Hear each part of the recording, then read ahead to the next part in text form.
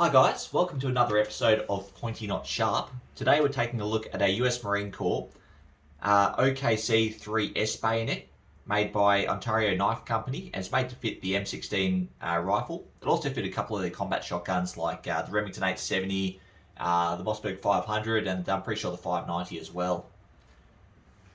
So the OKC-3S was part of a series of weapons improvements that started in 2001 for the US Marine Corps. So part of these improvements was the multi-purpose bayonet program, where 33 different knives and bayonets were evaluated. This one here being the OKC-3S performed the best, or next to the best, in nearly every category. And as a result, it was obviously selected for service. So a contract for the bayonet was made in December 2002, and production started in January 2003. So having a look at it, it's got quite an iconic look. It looks a lot like the US Marine Corps K-bar. I dare say that that's very deliberate. So taking a look at the blade, we have an 8-inch blade. You'll note there's no fullers on either side, and we've got serrations down the bottom. Now it has a sharpened false edge at the top there. You can see that light up in the camera. It was actually designed to penetrate body armor. So it's designed to be able to, stab through body armor, identify the body armor is going to be more prevalent on the battlefield, and they wanted something that could defeat that. So there's actually an anecdote I'm aware of that there's a demonstration where a prototype of this bayonet was able to pierce a punching bag that was covered in aircraft aluminium and a ballistic vest. So that's quite impressive. And it is actually quite a thin blade, so this was competing with the M9 bayonet, which I've got here.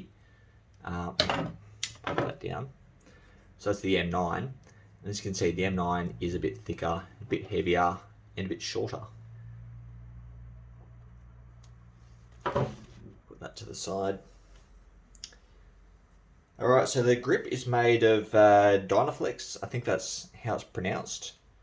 And taking a look at the pommel, it's just got the same catch on it as the M9 and the M7, so there's nothing particularly special about that pommel at all. And it's got a full tang that terminates down in the pommel down there.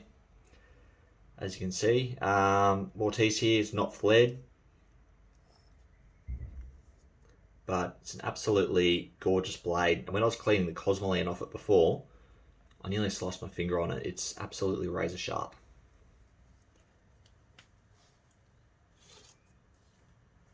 Now, taking a look at the scabbard, it's made of polyester elastomer. I've probably mispronounced that.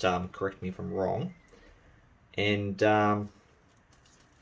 it's got a honing rod on the back here, so if I can get this off, for sharpening the blade. And the honing rod is made out of a ceramic coated aluminium. It's quite nice. And then obviously we've got frog molly attachment, and the same style of connections what we have in the M9, where you've got the strap that goes over the crossguard and strap that goes over the handle.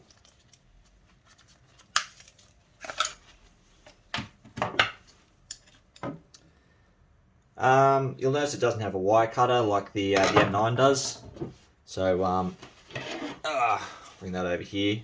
It's obviously got the wire cutter. They've done away with that, deemed it wasn't necessary, or they didn't come up in their trial, they didn't want it. So, might jump into the markings on this.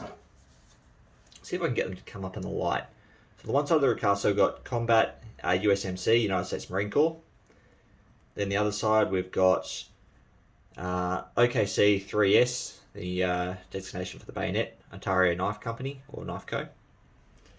Then moving down on the grip here, you'll notice a little bit of writing just below the crossguard. I'll turn that upside down so we can read it.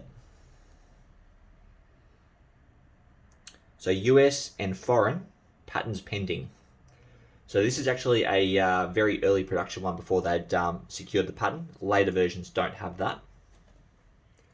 Then moving down, we've got the USMC emblem right there. Then on the back, we've got USMC, and there's no other markings on the bayonet itself. But then on the scabbard, bit of a tricky spot to get to, and this is a pretty interesting marking because I've never seen one like it before. We've got, come on, that's probably the best I'm going to get. The Ontario Knife Company with their website below. So I've never seen a marking for a website on a bayonet or scabbard before, but this is probably, or this is the most modern bayonet I've ever done a review on. Let's see if we can get that back in there properly.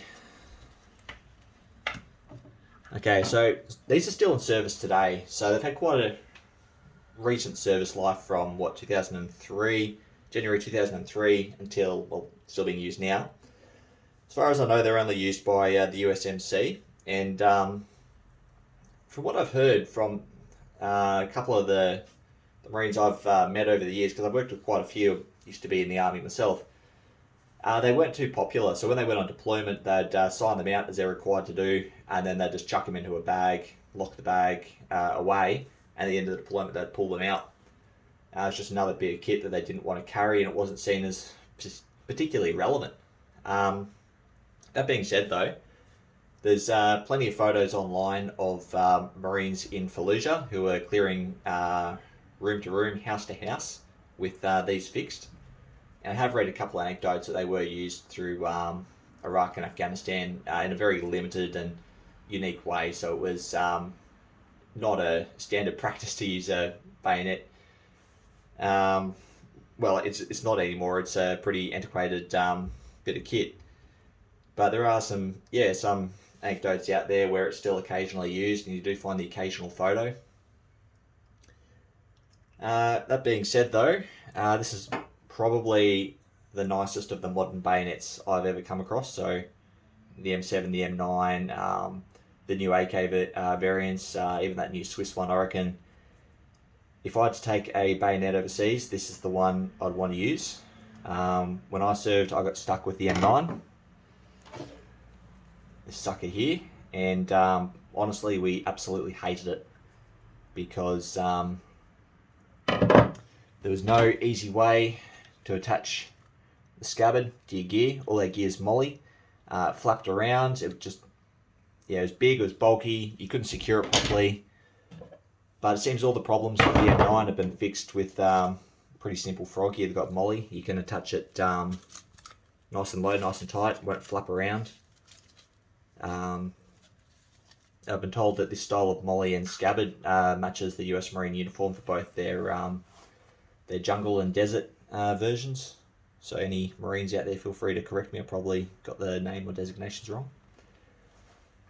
That being said, though, guys, great bayonet. I absolutely adore it. I reckon it's perfectly weighted, absolutely fantastic weight, fantastic size, feels great in the hand, great retention. The material there, was it Dynaflex, gives you a perfect grip, doesn't slip out of your hand.